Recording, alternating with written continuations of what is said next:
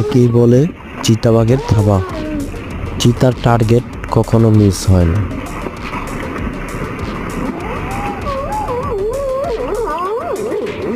সে যার প্রতি একবার নজর দেয়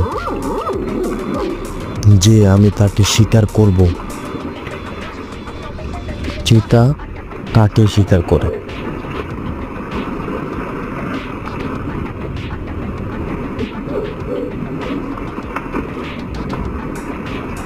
চিতার হাত থেকে বাঁচা মোটেও সহজ নয়।